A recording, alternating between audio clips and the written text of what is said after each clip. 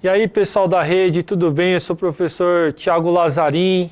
Estamos aqui mais uma vez com o componente Mudanças Sociais, Demografia e Trabalho. Eu estou de volta depois de um longo tempo aí, porque eu estava de férias e tal, tive um filho, uma filha na verdade, né? Então, é agora que eu vou voltar, então me perdoem aí, já vou até me desculpar antes, a minha falta de prática, mas eu vou tentar dar a melhor aula possível desse componente que é tão legal e que é tão importante da gente aprender, tá certo? Então eu já vou começar sem mais delongas a mostrar os slides. Primeiro o aprofundamento, a unidade curricular, vou passar mais um. E aqui está a descrição do componente curricular, que é esse, que vocês podem ler e acessar no Centro de Mídias, no repositório do Centro de Mídias. E agora sim eu vou começar com a introdução, tá certo? Aliás, aqui mais habilidades do currículo paulista e agora finalmente mudanças no mundo do trabalho. Então na aula passada, a aula passada é uma aula que eu vou ter que contextualizar para vocês, senão vai ficar meio sem sentido. Mas então eu vou lendo e comentando, tá, pessoal? Eu vou ler o que está escrito aí e comentar. Na aula passada, observamos o advento e o desenvolvimento das relações de trabalho a partir dos princípios do Taylorismo e da produção industrial fordista. Sim, eu já fiz uma aula sobre esses assuntos, né, do que era esse sistema de produção taylorista e também desses princípios, aliás, né, do Taylorismo e que foi aplicado, de certo modo, também na produção da Ford. Então, isso eu já falei. Agora sim, lendo ainda o slide, nesta aula será introduzida a concepção de trabalho inerente ao toyotismo. Para tanto, nos basearemos em escritos de autores brasileiros, que eu já vou mostrar quais são. Então, esse é um dos autores, o outro autor eu vou ficar devendo. Esse autor é o Ricardo Antunes, ele está vivo, ele é um sociólogo brasileiro, professor titular da Universidade Estadual de Campinas, a Unicamp, e especialista nessa disciplina que é a Sociologia do Trabalho. Então eu me baseei nos escritos desse autor, em alguns dos escritos desse autor e do seu colega, né, parceiro, que vocês já vão ver quem é também, para discorrer sobre esse assunto que qual é o assunto mesmo? O trabalho na contemporaneidade ou o trabalho e também o toyotismo, né? Então, vamos lá, só recapitulando. Nós falamos do Taylorismo, nós falamos do Fordismo e agora nós vamos falar do toyotismo e das consequências do toyotismo no mundo atual, certo?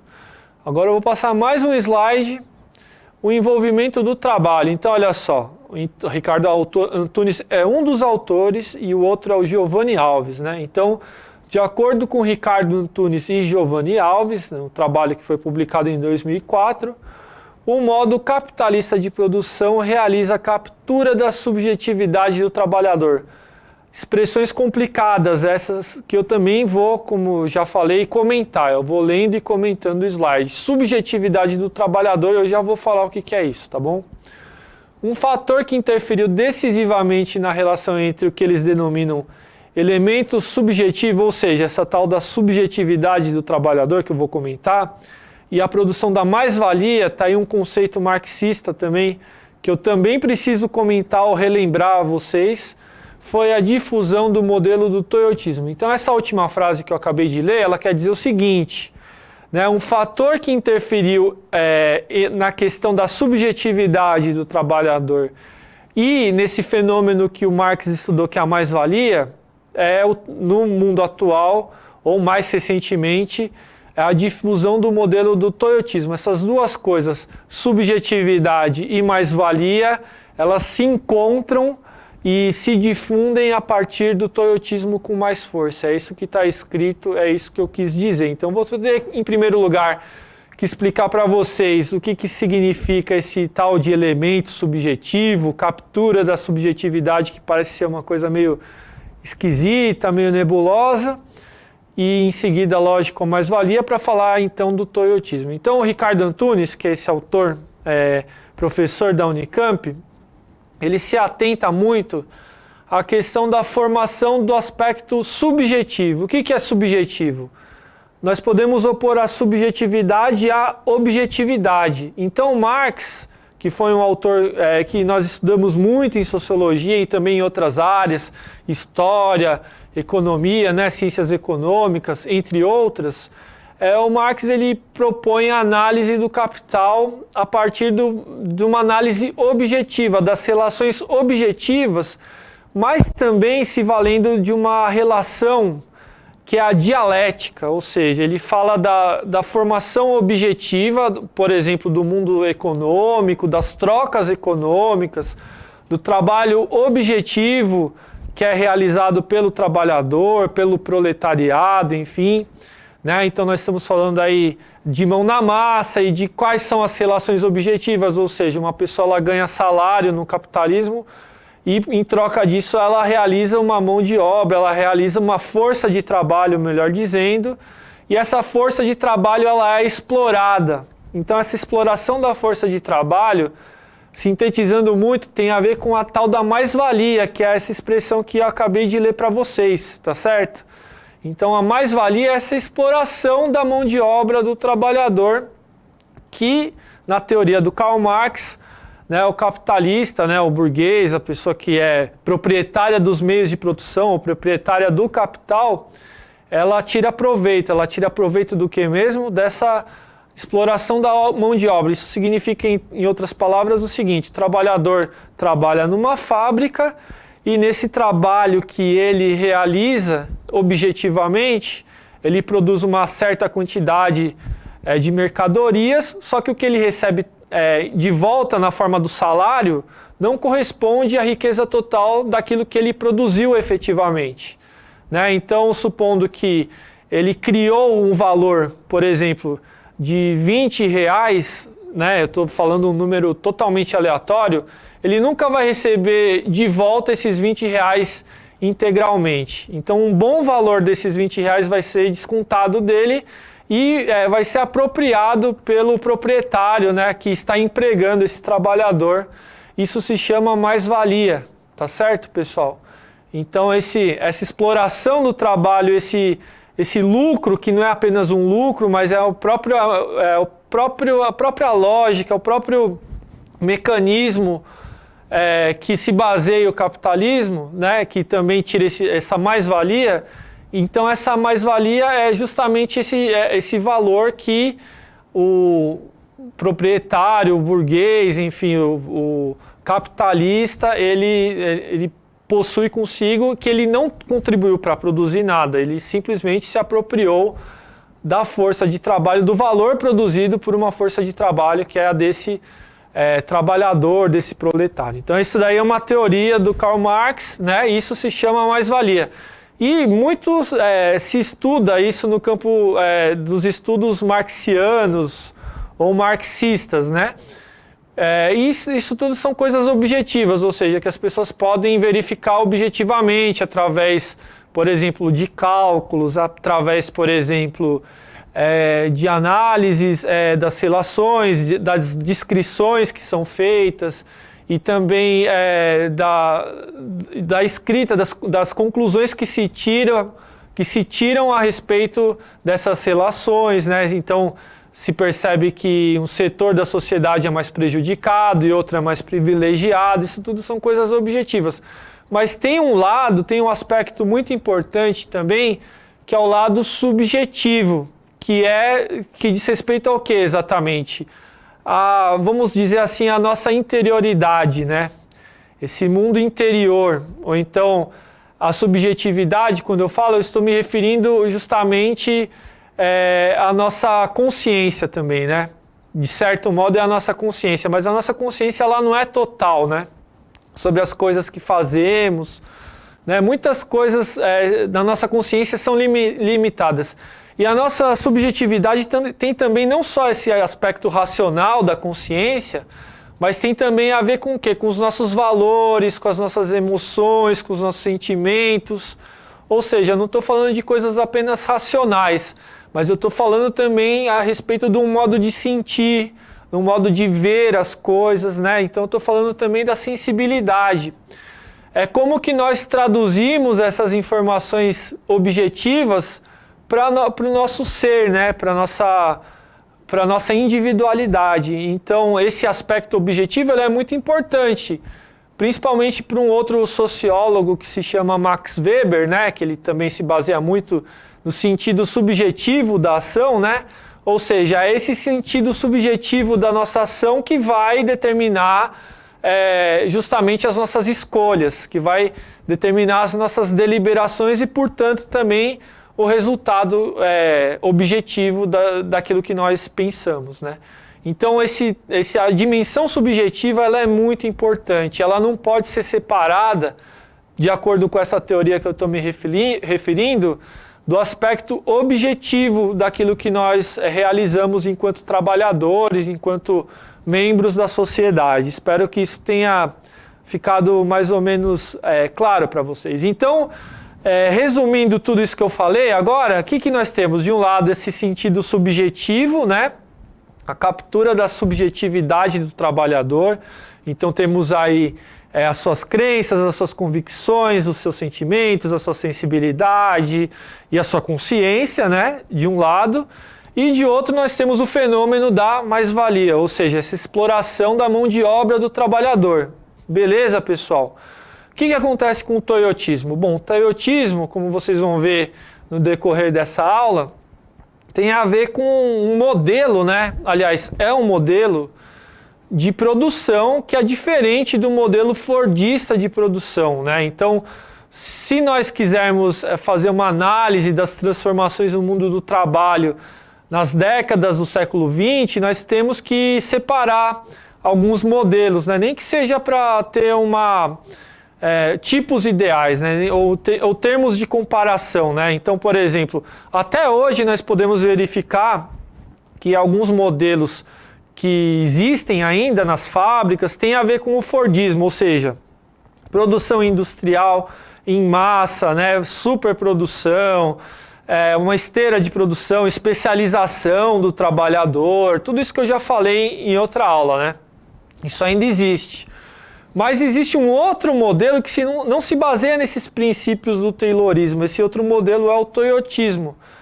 E é um modelo que situa o trabalhador de uma outra forma, que é completamente diferente desse trabalhador que nós vemos, por exemplo, no filme do Charles Chaplin, que é o Tempos Modernos. Então, o Ricardo Antunes e o Giovanni Alves, eles estão falando desse novo trabalhador que surge aí em meados da década de 60, 70, né?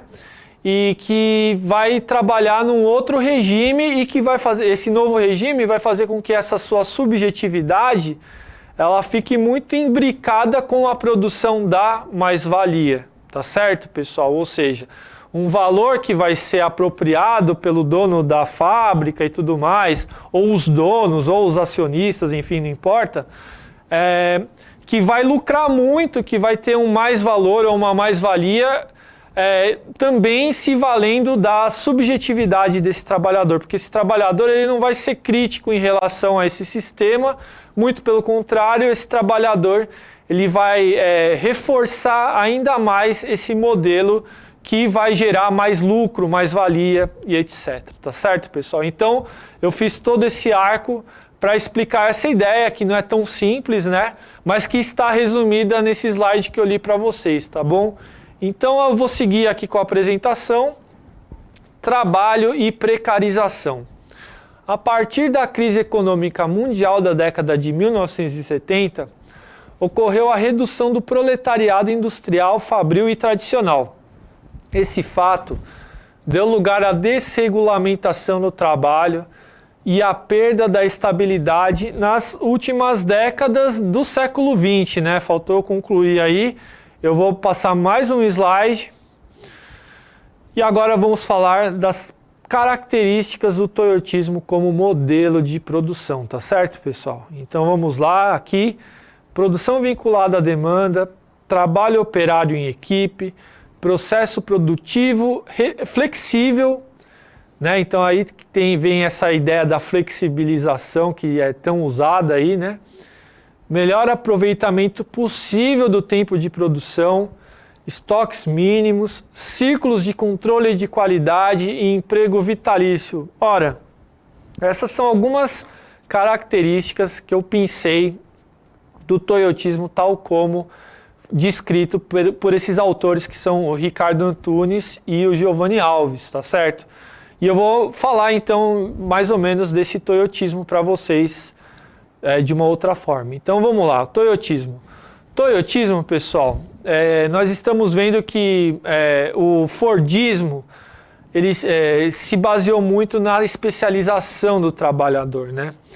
E também de um modelo que causa ou que produz uma super produção, né? Ou seja, o que é produzido em termos de mercadorias nas fábricas supera em muito a demanda, né? Isso gerou uma crise econômica internacional.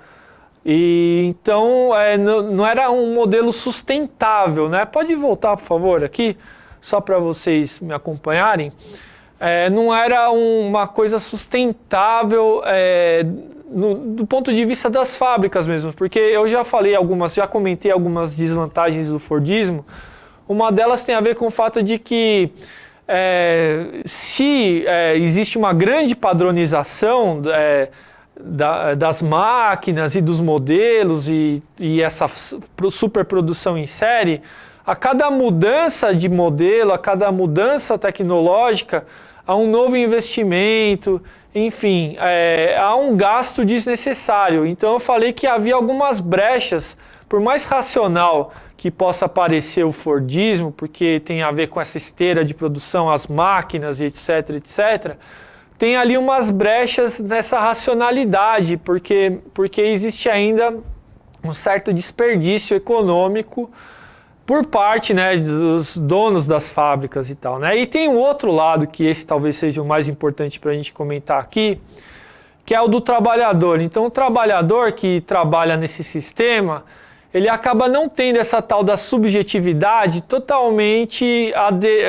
que faz adesão a esse modelo do Fordismo, né? Porque nenhum ser humano, de acordo com as nossas características, aguenta fisicamente até realizar um trabalho mecânico e maçante por muito tempo ou por uma vida inteira, né? Ou então, se isso acontece, o seu desempenho enquanto trabalhador ele é consideravelmente afetado.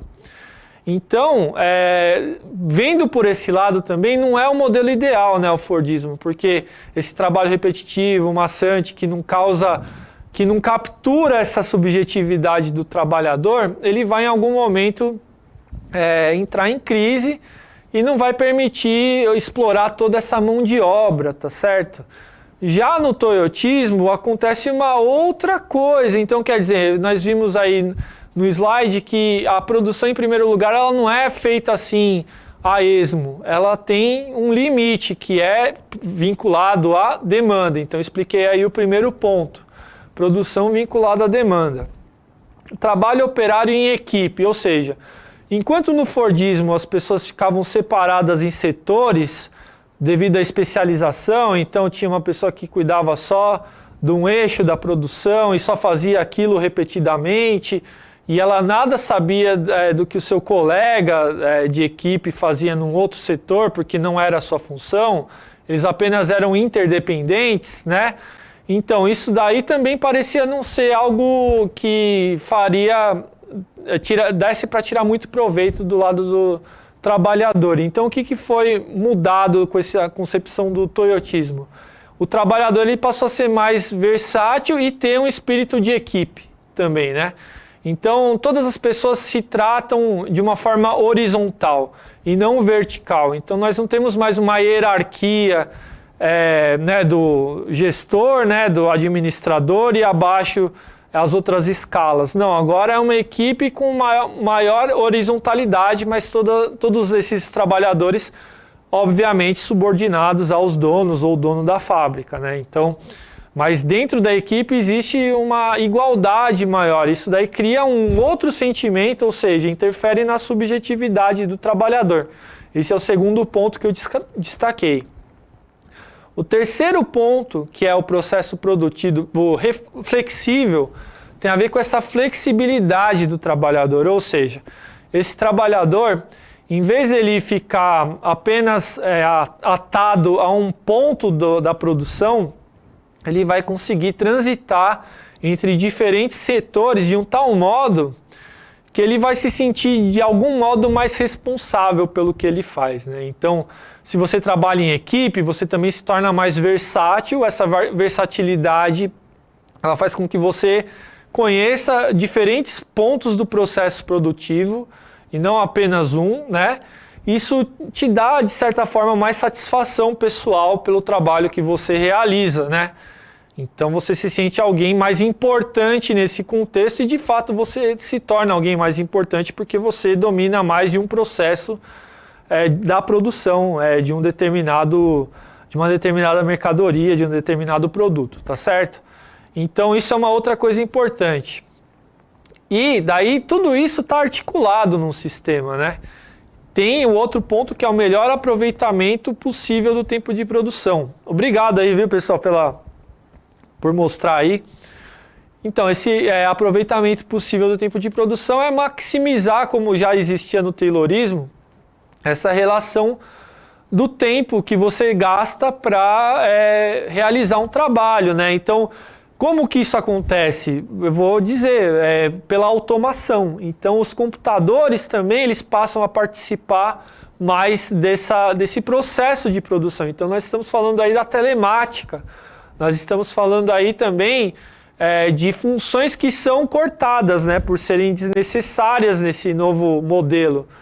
Então, em vez de ter uma pessoa que leva informação de um campo para outro, porque está tudo setorizado, todo mundo especializado, enfim, agora não. Agora o computador ela corta esse elo da produção, né, ela junta esses setores, né, e também o resultado disso é fazer com que algumas funções deixem de ser úteis, né? Eu estou pensando aqui, por exemplo, no Office Boy, enfim, alguma coisa que tenha a ver com essa ideia do mensageiro que não é o computador, que é o ser humano mesmo. Então você tem aí uma eliminação de uma função que até então era importante.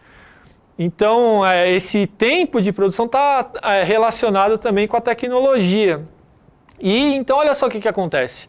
Pessoas mais versáteis, menos funções úteis, um trabalho que é mais horizontal, tudo isso leva o que é um enxugamento da equipe, né? Leva a uma diminuição do número de trabalhadores, né?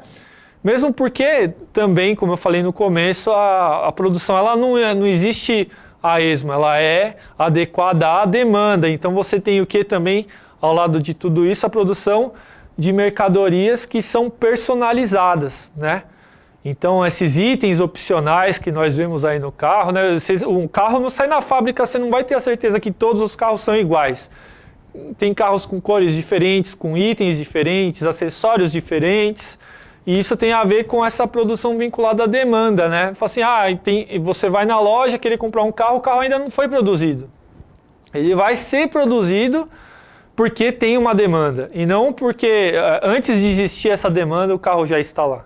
Isso é uma coisa muito importante. Estoques mínimos, desculpa pessoal, tem a ver com tudo isso que eu falei para vocês, né? Então, cada vez menos carros, né? Eu estou pensando aqui na fábrica de automóveis, né? Na produção de automóveis. E só nisso, mas você pode adequar isso, você pode pensar em outras fábricas, de outros itens, de outras mercadorias. Estoques mínimos, garagens mais vazias, né? Estacionamentos, parques mais menores, assim, que dê para comportar também a produção, né? E tudo isso leva a uma economia do lado da produção. Então você tem uma potencialização, uma maximização dos recursos de produção.